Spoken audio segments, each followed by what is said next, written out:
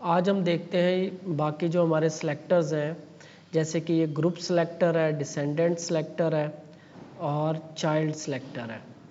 इसके अलावा कुछ एडजेसेंट सिबलिंग सिलेक्टर्स हैं, सिबलिंग जनरल सिबलिंग सिलेक्टर है और एट्रीब्यूट सिलेक्टर है। अभी हम सिलेक्टर्स देख रहे हैं कि हम किस किस तरीके से CSS में एलिमेंट्स को, HTML एलिमेंट्स को टारगेट कर सकते हैं।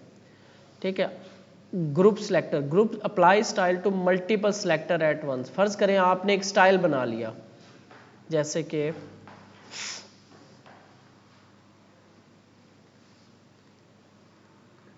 तो ऐसा होगा कि हमने एक स्टाइल बना लिया, हमने कहा जी कोई भी चीज़ है उसका जो बॉर्डर है वो 1 पिक्सल हो, ठीक है, और उसका जो बैकग्राउंड कलर है वो ग्रीन हो और उसका जो टेक्स्ट कलर है वो वाइट हो। वो स्टाइल हम डिफरेंट एलिमेंट्स के ऊपर अप्लाई करना चाह रहे हैं। एक तो तरीका हमने क्लास वाला देखा था, हम क्लास बना के दे देते हैं। एक ये ग्रुप वाला भी होता है, ये क्लास भी हो सकती है, ठीक है, ये हमने टैग्स रखे हुए हैं, तो यहाँ पे कोई क्लास भी हो सकती है, जैसे कि चले मैं इसे यही कर रहा हूँ अभी। तो ये ID भी हो सकती है, क्लास भी हो सकती है और टैग भी हो सकता है, कोई भी सिलेक्टर हो सकता है इधर।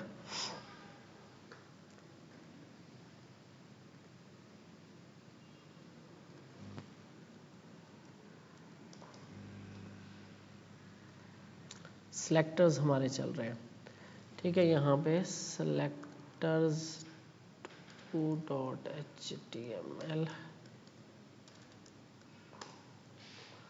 तो CSS सिलेक्टर्स तो यहाँ पे हम पहले ग्रुप सिलेक्टर देखते हैं। पहले उसके मैं यहाँ पे H1 एक लगाता हूँ, ठीक है, और एक P टैग लगाता हूँ, ठीक है। अच्छा, आपने ना इस दौरान एक एक्सटेंशन इंस्टॉल करनी है। ये जो आपके पास VS कोड है, एक्सटेंशन, इसके ऊपर ना आपको कुछ ही ऑप्शंस नज़र आ रहे हैं, ठीक है। इन ऑप्शंस में ये जो नीचे वाला ऑप्शन है ना, इसे हम कहते हैं एक्सटेंशंस। एक्सटेंशंस क्या होती हैं कि हम VS कोड जो है ना, ये जो हमारा सॉफ्टवेयर है, इसको मज़ीद पावरफुल बनाना चाह रहे हैं, मज़ीद इसको इन्हेंस करना चाह रहे हैं। बेहतर बनाने के लिए ना कुछ थर्ड पार्टी यानी प्राइवेट इंडिविजुअल्स ने, मैंने कोई एक्सटेंशन बना दी कि यार VS कोड में ना इस चीज़ की कमी है, तो मैंने एक एक्सटेंशन बना दी कि VS कोड में ये भी होना चाहिए, VS कोड के अंदर ये भी होना चाहिए। तो ये कुछ एक्सटेंशंस हैं। यहाँ पे आपने आना है और एक एक्सटेंशन इंस्टॉल करनी है लाइव सर्वर के नाम से, लाइव सर्वर। तो यहाँ पे आपको कुछ एक्स्ट्रा आ रहे होंगे, तो यहाँ से आपने ना ये वाला ये वाला लेना है, ठीक है। लाइव सर्वर 5 सर्वर, ये कोई और आ गया, नया आ गया। अच्छा, आपने ये वाला लेना है रिट्विक डे का, ठीक है। तो ये मैं इसे अनइंस्टॉल एक दफ़ा करता हूँ, तो आपको दिखाता हूँ कि होगा क्या इससे। इसकी स्क्रीन को मैं छोटा कर रहा हूँ और अनइंस्टॉल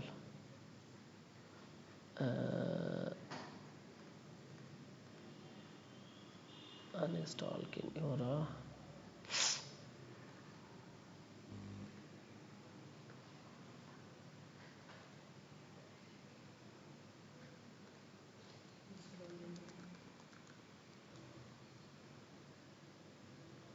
यह आपका सर्वर जो है वो लाइव सर्वर आपका, हाँ ये देखो, अब आपको ये 60 मिलियन जिसके ये डाउनलोड्स आ रहे हैं ना, लाइव सर्वर। आपने एक्सटेंशन पे आओगे, इस पर क्लिक करोगे, यहाँ से आप सर्च कर सकते हो कोई भी एक्सटेंशन, बहुत सारी एक्सटेंशंस हैं। तो यहाँ पे लाइव सर्वर आपने सर्च करना है और यहाँ पे ये जो 60 मिलियन जिसके डाउनलोड्स आ रहे हैं ना रिट्विक डे का, ये आपने इंस्टॉल कर लेना। इसके बाद होगा क्या, यहाँ पे देखना आप इस जगह पे आप देखोगे जैसे ही आपकी इंस्टॉलेशन कंप्लीट होगी तो यहाँ पे ये गो लाइव का एक बटन आ जाएगा, ठीक है। अब आपने क्या करना है, जिस भी फाइल को चलाना है वहाँ पे जाके आपको चलाने की ज़रूरत नहीं है, आपने उस फाइल को ओपन कर लेना है एडिटर में आपके, ठीक है, ठीक है, और यहाँ से आपने गो लाइव पे क्लिक कर देना है। फाइल आपकी ओपन होनी चाहिए, तो आपकी फाइल कुछ इस तरह से ओपन हो जाएगी। बस अब इसका फ़र्क क्या होगा, इससे फ़ायदा क्या होता है, एक तो आपका ये URL शॉर्ट हो जाता है, देख रहे हो कितना छोटा सा URL, दूसरा आप यहाँ पे देखो, मैं यहाँ पे कुछ चेंज कर रहा हूँ, जस्ट मैं यहाँ पे सेव करता हूँ और इस जगह पे जा रहा हूँ, इस फाइल पे खुद ब खुद रीलोड हो रहा है। ठीक है, तो ये ऑटो रीलोडिंग इनेबल कर देता है, फाइल की प्रोसेसिंग को ज़रा फास्ट कर देता है। तो अब के बाद जो आपने जो है ना इस लाइव सर्वर को यूज़ करना है, तो आपने ये लाइव कर लिया और इसको क्लोज नहीं करते होते हम, ये चलती रहती है, हम अपना काम करते रहते हैं। ठीक है, तो यहाँ पे मैं अब साइड बाय साइड आपको बताता हूँ कि हमने क्या देखना है आज। तो ये मैंने क्या किया, यहाँ पे मैंने एक हेडिंग बना ली और एक मैंने पैराग्राफ बना लिया। ग्रुप सिलेक्टर देख रहे थे हम, तो यहाँ पे स्टाइल का टैग लगाया मैंने और मैंने कहा H1 और P टैग दोनों को सेम स्टाइल लग जाए। क्या जी, बैकग्राउंड कलर जो है इनका ये हो जाए और बॉर्डर, ये सारा कुछ देखेंगे हम, बॉर्डर वगैरह, और कलर जो है इनका वो आपका ये कुछ ये ब्लू हो जाए। सेव किया मैंने, तो अब देखो दोनों को सेम स्टाइल लग गया। यानी हम इस तरीके से 1 हो, 2 हो, 3 हो, 5 हो, कितने भी एलिमेंट्स हो, इस तरीके से हम उनको टारगेट कर सकते हैं। फ़र्ज़ करते हैं यहाँ पे मैं एक देता हूँ, एक और पैराग्राफ बनाता हूँ। ठीक है, पैराग्राफ नहीं, मैं H3 बनाता हूँ, H3, दिस इज हेडिंग 3 और यहाँ पे इसको देता हूँ क्लास H3 हेडिंग 3 की। अच्छा, ये जो क्लास का नाम और ये हेडिंग्स का जो आईडी का नाम होता है ना, वो स्टार्टिंग में नंबर नहीं लगाते, ऐसे बाद में आप लगा सकते हो। हेडिंग 3, अब इसको ये अप्लाई नहीं हुआ स्टाइल, तो मैं क्या करूँगा, यहाँ पे कोमा लगाऊंगा और डॉट हेडिंग 3। अगर क्लास से करना चाह रहा हूँ मैं, H3 से भी कर सकता हूँ, लेकिन अगर H3 2 हो, H3 इसको मैं नहीं देना चाह रहा ये स्टाइल, तो फिर मुझे कोई ना कोई क्लास या आईडी लगानी पड़ेगी और उसको फिर मुझे यहाँ पे इस तरीके से। तो एक स्टाइल को मल्टीपल एलिमेंट्स पे अप्लाई करने के लिए हम कुछ ग्रुप सिलेक्टर का यूज करते हैं, कोमा सेपरेटेड ग्रुप सिलेक्टर। ठीक हो गया। इसके बाद हमारे पास और है, हमारे पास इसके बाद है डिसेंडेंट सिलेक्टर। डिसेंडेंट सिलेक्टर क्या है, फर्ज करते हैं अब मैंने यहाँ पे एक लिस्ट बना ली। ठीक है, इस लिस्ट के अंदर एलाइज पड़े हैं, तो यहाँ पे है एप्पल, मैंगोस, तो ये मेरे पास 2 लिस्ट आ गई। ठीक है, अब मैं इस यूएल के अंदर जो ये एल आई है इनको स्टाइल करना चाह रहा हूँ, तो मैं क्या करूँगा, यूएल, या तो मैं इनको क्लास लगा दूं, या मैं कैसे करूंगा, स्पेस, अब यहां पे स्पेस अहम है, स्पेस LI। अब ये क्या करेगा, इसके चाइल्ड को सिलेक्ट कर लेगा, UL के अंदर LI। ठीक है, डिसेंडेंट मतलब जो अंदर नीचे आ रहे होते हैं, और मैं इसका कह देता हूं कलर जो है वो रेड हो जाए। अभी ये प्रॉपर्टीज के ऊपर अहम नहीं, अभी हम सिलेक्टर्स देख रहे हैं, ये बार बार मैं आपको बता रहा हूं, अभी कलर शलर ये वो सब बाद में देखेंगे। इसी तरह फर्ज करते हैं मेरे पास एक पैराग्राफ है, P टैग, और इसका है जी कुछ लॉरम 10, मैंने इसे लिख दिया, कुछ ही मैंने यहाँ पे टेक्स्ट लिख दिया, पैराग्राफ आ गया। और इस पैराग्राफ के अंदर जो है ऐसे करके, पैराग्राफ के अंदर एक H3 पड़ी हुई है, बल्कि H1 पड़ा हुआ है, H1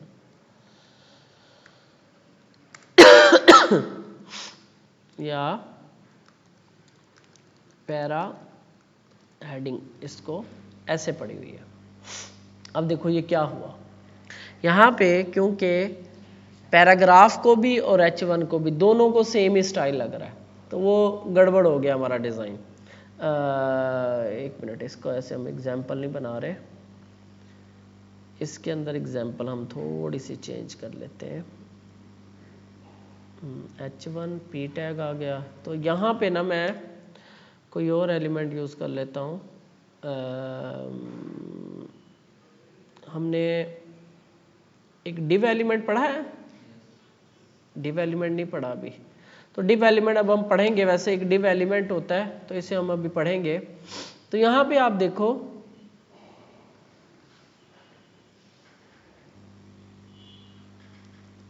तो यहाँ पे क्या हो रहा है कि इस div एलिमेंट के अंदर, ये इसके बारे में हम पढ़ेंगे div एलिमेंट क्या करता है। इसके अंदर एक हेडिंग पड़ी है और कुछ टेक्स्ट पड़ा हुआ है, ठीक है। और इस हेडिंग को ये कलर अप्लाई हो गया, क्यों? क्योंकि ये कहाँ से आ रहा है, आपका ग्रुप से आ रहा है, ठीक है। लेकिन मैं चाह रहा हूँ कि ऐसी हेडिंग जो इस div के अंदर पड़ी है उसका कलर कुछ और हो जाए। या मैं कुछ ऐसे करता हूँ, इसको ना H2 कर देता हूँ, थोड़ा सा हम इसको चेंज कर लेते हैं और इसको वापस मैं पैराग्राफ ही बना देता हूँ। div को फिर बाद में देखेंगे हम, ठीक है। ये आपका पैराग्राफ है और ये आपका div आ गया। अच्छा, ये पैराग्राफ की हेडिंग यहाँ से आ रही है हमें, ठीक है। अब इस पैराग्राफ के अंदर हमारे पास ये कुछ पड़ा है, हमारे पास टेक्स्ट हेडिंग 2 पड़ी हुई है, ठीक हो गया 2। और मैं यहाँ पे आके एक p टैग सॉरी H2 और बनाता हूँ, दिस इज अनदर हेडिंग, ये पड़ी हुई। अब मैं चाह रहा हूँ, यहाँ पे मैंने कलर दिया H2, कलर ग्रीन, सेव किया तो इन दोनों का कलर ग्रीन हो गया। लेकिन मैं चाह रहा हूं कि जो पैराग्राफ के अंदर H2 है ना, इसका कलर कुछ और हो जाए। तो मैं ऐसे लिखूंगा P स्पेस H2। तो इसका मतलब क्या होगा कि पैराग्राफ के अंदर H2। तो ये क्या वजह है जी? कोमा नहीं, कोमा नहीं, कोमा तो ग्रुप के लिए होता है ना, एक स्टाइल को मल्टीपल एलिमेंट्स के ऊपर अप्लाई करने के लिए। ये है कि पैराग्राफ के अंदर जो H2 पड़ा हुआ है, क्या वजह है जी आपका जो कलर ग्रीन के नहीं हो रहा है? ये हमारे पास चाइल्ड सिलेक्टर है। div बेसिकली एलिमेंट है, इसको भी देखते चलते हैं। div का मतलब डिवीजन भी है, डिवाइडर भी है।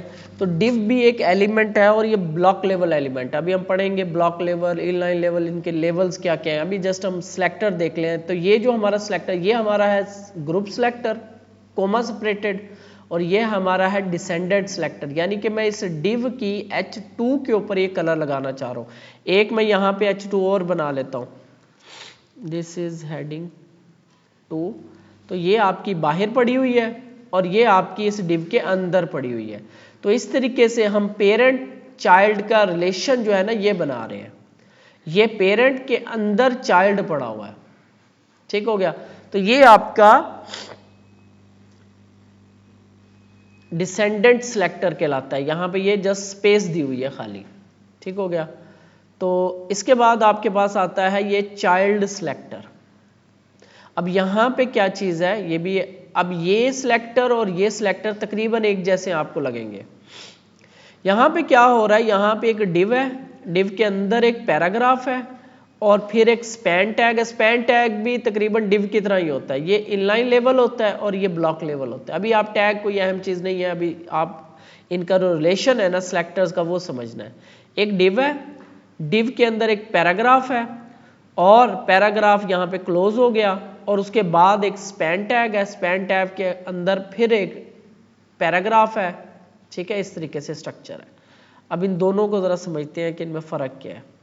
तो मैं यहाँ पे एक और इस एग्जाम्पल को भी कॉपी कर रहा हूँ।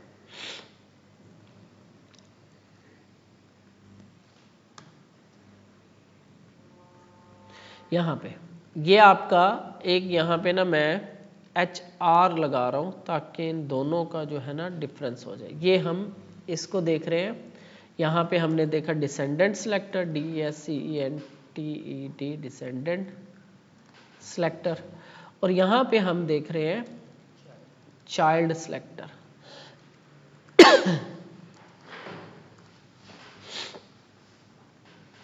चाइल्ड सिलेक्टर, ठीक है। और ये एक पैराग्राफ है, ठीक हो गया। अब अगर मुझे यहाँ पे रिलेशन देखो, इसको मैं इस जगह पे रिलेशन देखना, आप इसको छोड़ दो, यहाँ पे रिलेशन देख लें। यहाँ पे क्या है, div पेरेंट है, उसका चाइल्ड है H2, ठीक है। उसको टारगेट करने के लिए div पेरेंट स्पेस H2। अच्छा, अब यहाँ पे भी हमारे पास p टैग पड़े हैं। एक हमारे पास div है पेरेंट, उसके अंदर चाइल्ड है p टैग, फिर उसका एक सिबलिंग पड़ा हुआ है। सिबलिंग मतलब उसका भाई, स्पैन टैग, उसके अंदर फिर एक उसका चाइल्ड पड़ा हुआ है पी टैग। स्ट्रक्चर समझना है। अब मैं अगर यहाँ पे लिखता हूँ कि div स्पेस पी टैग और मैं कहता हूँ कलर रेड, तो दोनों का कलर रेड हो गया। लेकिन मैं चाह रहा हूं कि जो div जो है इसका जो चिल्ड्रन है ना, डायरेक्ट चिल्ड्रन, यानी ये ऐसे रिलेशन बना हुआ है कि एक दादा है, div दादा है, उसके दो बेटे हैं, एक पी टैग और एक स्पैन टैग, फिर स्पैन टैग का एक और बेटा है पी टैग। लेकिन जब उसने इस तरीके से हमने अप्लाई किया डिसेंडेंट ऑर्डर में, तो वो सब पे अप्लाई हो गया, यानी कि सारे पी टैग, यानी दादा ने ऑर्डर दिया तो सारे बच्चों पे अप्लाई हो गया। लेकिन दादा ये कह रहा है कि मुझे सिर्फ अपने बेटे के ऊपर अप्लाई करना है, बेटों के बेटे के ऊपर अप्लाई नहीं करना। ठीक है, यानी मैंने सिर्फ अपने पी टैग पे अप्लाई करना है जो मेरे चाइल्ड आ रहे हैं, ना कि मेरा एक और बेटा है उसके आगे फिर बेटे हैं, नहीं, उस पर नहीं करना। तो इसके लिए हम क्या करते हैं, यहाँ पे हम इस तरीके से ग्रेटर देन का साइन लगा देते हैं, सेव करते हैं। तो अब आप देखोगे ये सिर्फ और सिर्फ इसके जो डायरेक्ट चिल्ड्रन होंगे उस पर अप्लाई होगा। यानी मैं अगर यहाँ पे एक और स्पैन टैग बना देता हूँ, ये स्पैन टैग और इसका चाइल्ड, यहाँ पे आके मैं एक और पी टैग बना देता हूँ, अनदर डायरेक्ट चिल्ड्रन। तो आप देखोगे इस पे भी अप्लाई हो गया, सिर्फ इस पे अप्लाई नहीं हो रहा क्योंकि ये इसका डायरेक्ट चिल्ड्रन नहीं है, ये उसके आगे बेटा है स्पैन, उसका फिर चाइल्ड है। ठीक है, यूं समझ लो आप इसको।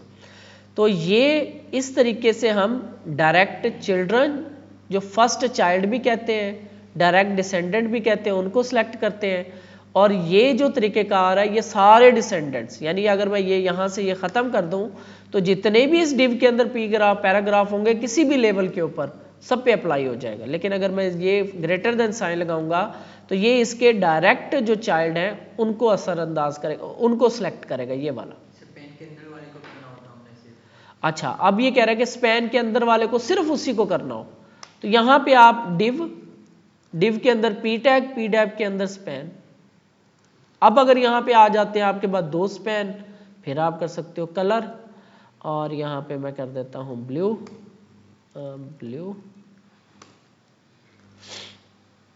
तो अब यहाँ पे क्या हुआ, यहाँ पे क्या हो रहा है कि इसको हम टारगेट कर रहे हैं, लेकिन इसके ऊपर जो है ना इसकी पावर ज़्यादा हो रही है।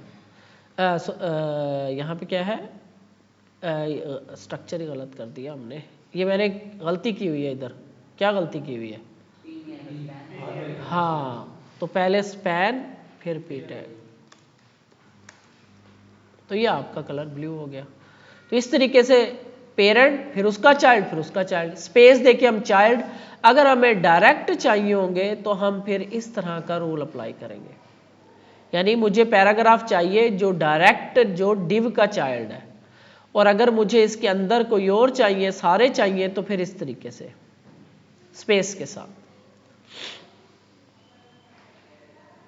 बाकी क्लास वाले रूल वो सारे चलेंगे, वो भी चलेंगे, ये नहीं कि वो नहीं चलते। अगर मुझे सिर्फ इसका ब्लू कलर करना था तो इधर जाके मैं क्लास लगा देता इसको कलर ब्लू वाली, और उसका जाके चेंज कर देता।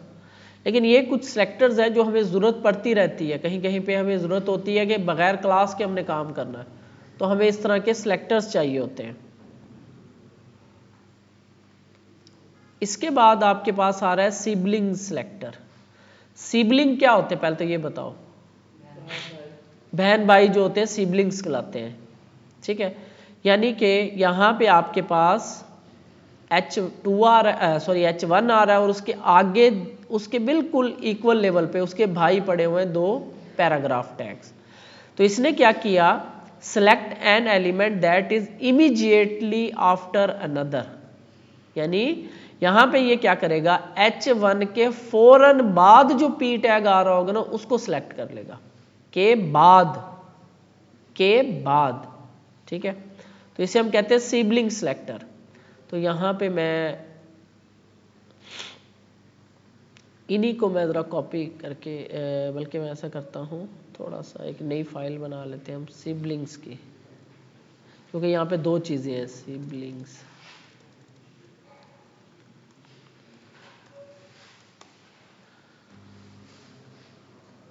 सेव किया। तो सिबलिंग सेलेक्टर्स सेव कर लेते हैं।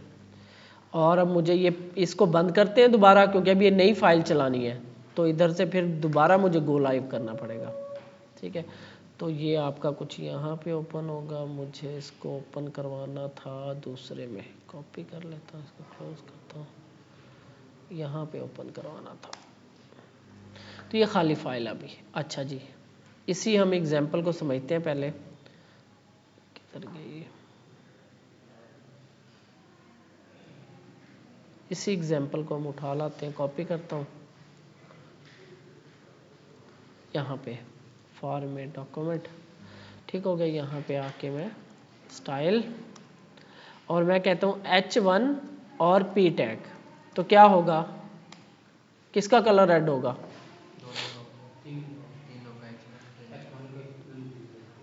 दोबारा देख के बताओ। मैंने जो लिखा हुआ इस रूल के तहत किसका कलर रेड होगा? दोनों पैराग्राफ का। हाँ हाँ हाँ भाई हैं। मैंने जो पूछा है कि ये रूल मैंने जो लिखा है इसमें किसका कलर रेड होगा? इस रूल का मतलब क्या है, अभी हम पढ़ के आए हैं। हाँ, तो क्या मतलब है? हाँ हाँ, तो फिर किसका कलर चेंज होगा? इनमें, इसमें और इसमें पेरेंट कौन सा, चाइल्ड कौन सा है? नहीं नहीं, इन दो में, इन दो बॉडी पेरेंट है उसका। कैसे पता चला आपको? बॉडी के अंदर आ रहा है, तो ये पी टैग के H1 के अंदर आ रहे हैं, तो फिर किसी का भी चेंज नहीं होगा। ये क्या बता रहा है कि हेडिंग के अंदर जो पी टैग है, तो यहाँ पे आपके अंदर, इसके अंदर तो कोई भी नहीं आ रहा। तो अगर मैं कोमा लगाता फिर दोनों का हो जाता। ग्रुप सिलेक्टर, ये है डिसेंडेंट चाइल्ड सिलेक्टर कह लो आप, चाइल्ड सिलेक्टर। और दूसरा था कि ये वाला चाइल्ड, डायरेक्ट चाइल्ड सिलेक्टर।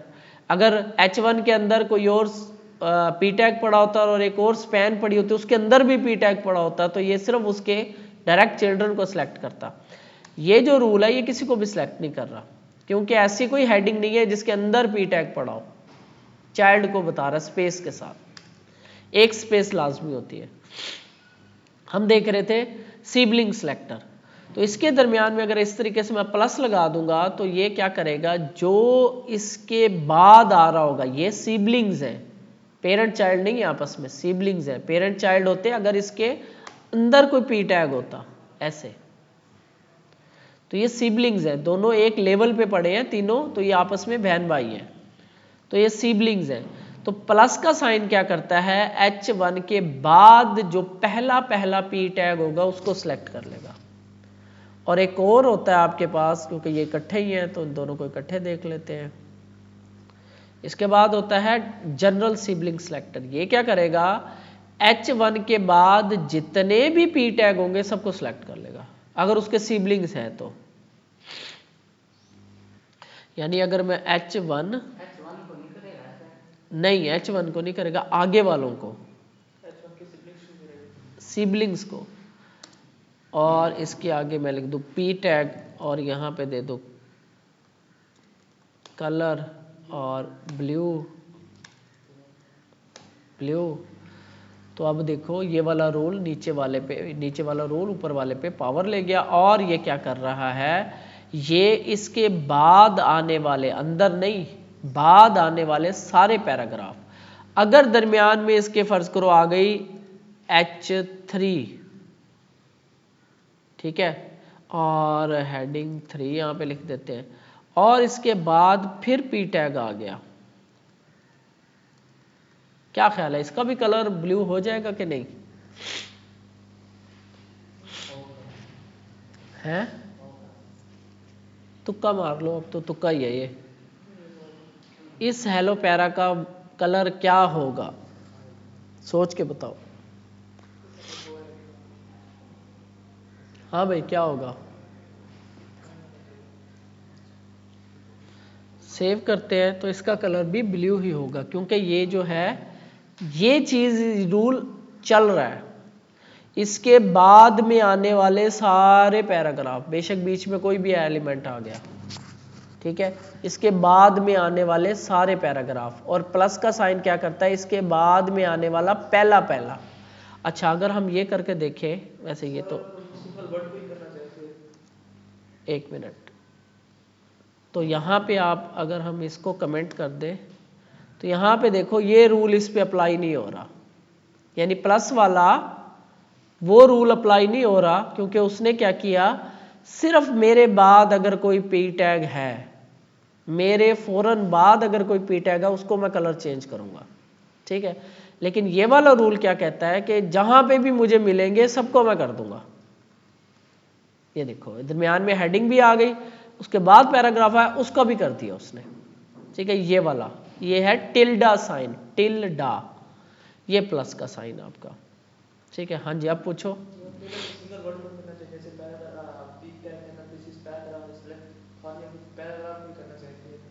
इस वर्ड को, हाँ इस वर्ड को अगर आपने करना, हमारे पास दो टैग्स हमने पढ़ने हैं, एक है हमारे पास डिव टैग और एक होता है स्पैन का टैग। चलो ये सवाल आ गया तो ये पढ़ते ही चलते हैं। डिव का टैग हमारे पास कुछ ये जेनेरिक टैग होता है, ये आप यूं समझ लो ये टैग जो है ना एज ए बॉक्स का काम कर रहा है, कि आपके पास एक बॉक्स है, इसके अंदर आपने, जैसे आपके पास बॉक्स है इसके अंदर आप चीजें डालोगे, ग्रुप करने के लिए यूज होता है ये चीजों को, एलिमेंट्स को ग्रुप करने के लिए। और ये जेनेरिक इस तरह है कि इसका कोई मीनिंग नहीं है, मीनिंग ऐसे नहीं है कि पी टैग क्या बता रहा है आपको, पैराग्राफ हूं मैं, H1 क्या बता रहा है, H2 हेडिंग, टेबल क्या बता रहा है आपको कि मैं टेबल हूं। तो ये डिव जो है ये आपको कुछ नहीं बताता, ये एक किस्म का ना जेनेरिक टैग है, एक किस्म का खाली बॉक्स है, इसके अंदर आपने एलिमेंट डाल सकते हो, ठीक है। ये ग्रुप करने के लिए, जैसे आपके पास ये स्क्रीन लगी, ये लगा हुआ है डिजाइन, तो इसके अंदर ये जो बॉर्डर आपको आ रहा है समझ लो ये एक ग्रुप है, इसके अंदर इमेज और ये टेक्स्ट वगैरह ये आपके इसके चिल्ड्रंस हैं। तो ये डिव जो है ना ग्रुप करने के लिए यूज होता है। इसी तरह ग्रुप करने के लिए एक और टैग यूज होता है स्पैन का, ये भी ग्रुप करने के लिए यूज होता है। लेकिन इसमें और इसमें फर्क क्या है, ये आपका होता है ब्लॉक लेवल और ये होता है इन लाइन लेवल। वर्किंग तकरीबन एक जैसी है, ग्रुप करने के लिए इसका भी कोई खास मीनिंग नहीं है, इसका भी खास मीनिंग नहीं है।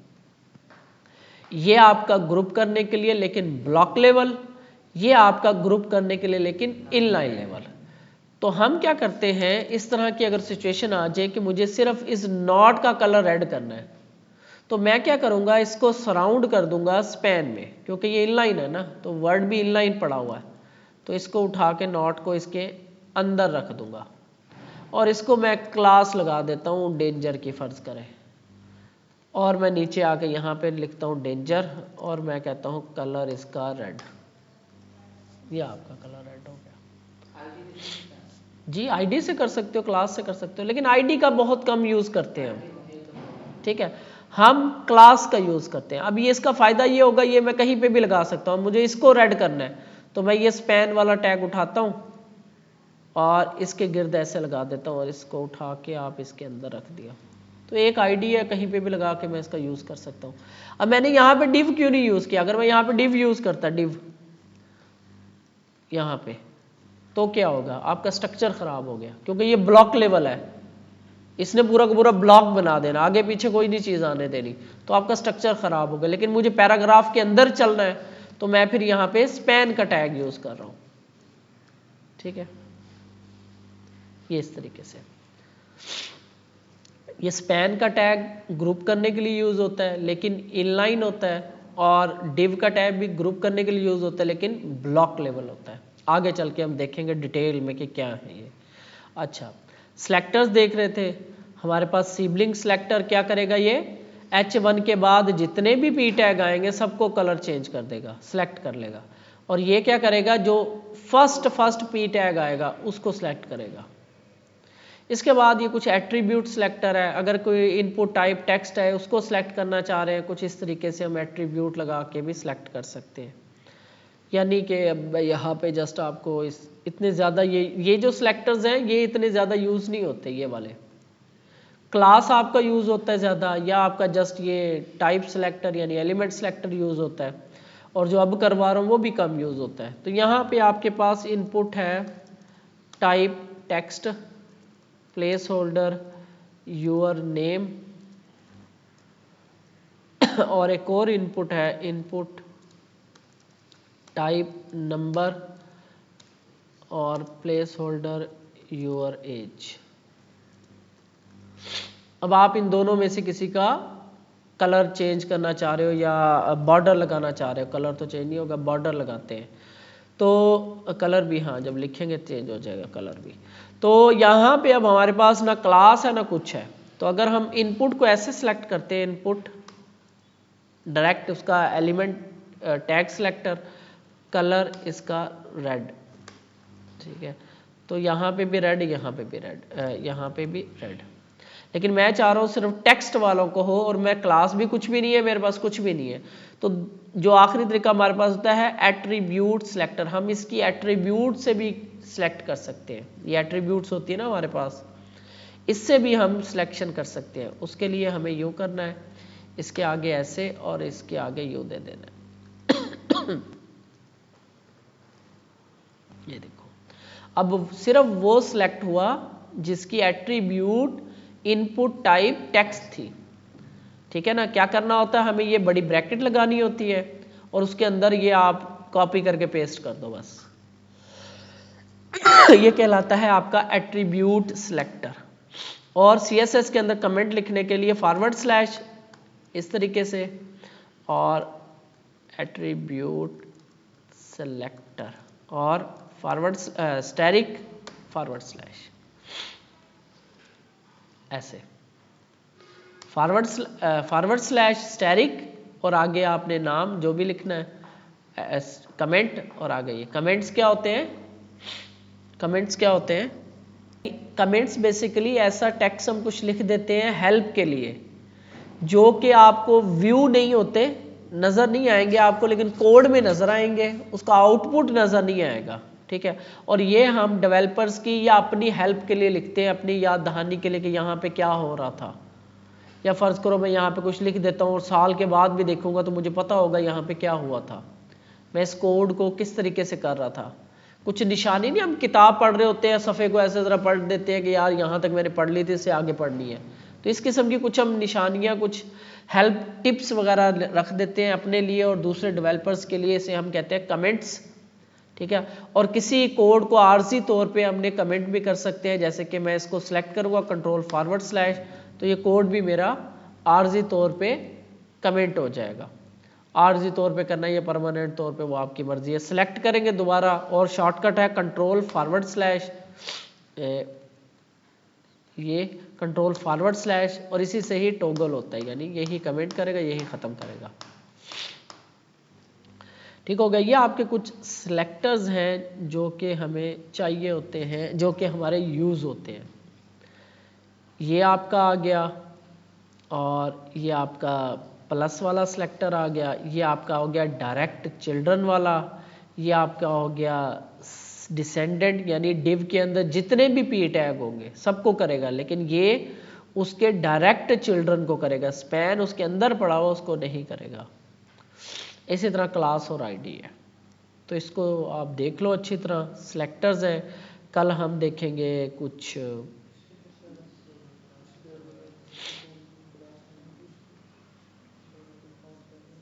ये सुडो